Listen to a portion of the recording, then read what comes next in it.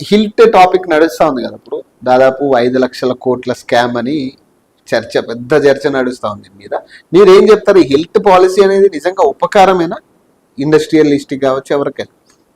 ఇప్పుడు ఇదే ఒక ప్రీవియస్ గవర్నమెంట్ ఉన్నప్పుడు ల్యాండ్స్ ఆప్షన్ చేశారు, తీసుకున్నారు, అప్పుడేం తప్పు కాలేదు. ఇండస్ట్రీస్ని ఏం చేశారు అంటే గచ్చిబౌలి దగ్గర ఒక 100 ఎకరాలు ఒక 200 ఎకరాలు పెద్ద బిల్డింగ్లు కట్టి అంబక్ డంబక్ చేసి అయిపోయింది, డెవలప్ అయిపోయింది అని చెప్పి చేశారు. ఇప్పుడు అదే హిల్ట్ పాలసీ మీరు అంటున్నారు, ఒక ట్రాన్స్పరెంట్ వేలని ఆప్షన్ ఎలా జరుగుతుంది, ఎవరు వస్తున్నారు, ఏంటి అన్ని details time to time release చేస్తున్నారు.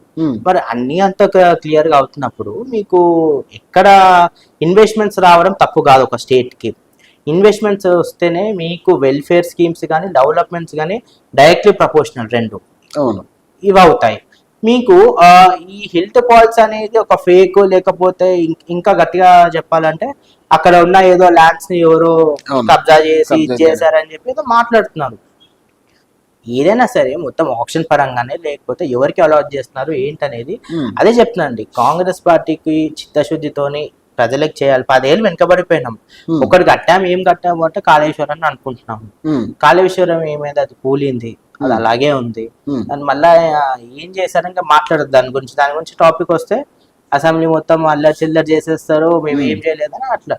అదే అంటున్నాను, ఇప్పుడు ఒకటి చేయాలని దీంతో వచ్చారు. మీరు చూసుకున్నట్టయితే దేశంలో కానీ రాష్ట్రంలో కానీ డెవలప్మెంట్ జరిగింది ఇంత ఉంది అని అంటే బికాస్ ఆఫ్ కాంగ్రెస్. అంటే ఇప్పుడు పారిశ్రామికవేత్తలు కూడా చాలా మంది మాట్లాడుతూ మొన్న కూడా ఏదైతే ఆల్రెడీ రన్నింగ్ లో ఉన్న కంపెనీలకి ఈ హిల్ట్ పాలసీ అనేది నష్టమే, మాకు మేము ఏదైతే 30% to 50% మేము కట్టాలనుకుంటున్నారో లేదా మేము మూవ్ అవడానికి మాకు నష్టమే తప్పితే మాకు ఉపయోగం ఉండదు. ఎవరైతే మూతపడిన కంపెనీలకు ఉపయోగం అంటున్నారు. వాళ్ళు మూతపడిన కంపెనీలు ఎందుకంటే వాళ్ళు అమ్ముకొని మళ్ళీ అక్కడ పెట్టుకోవచ్చు కాబట్టి వాళ్ళకు ఉపకారమే తప్పితే మాకు ఎటువంటి లాభం ఉండదు అని అంటున్నారు.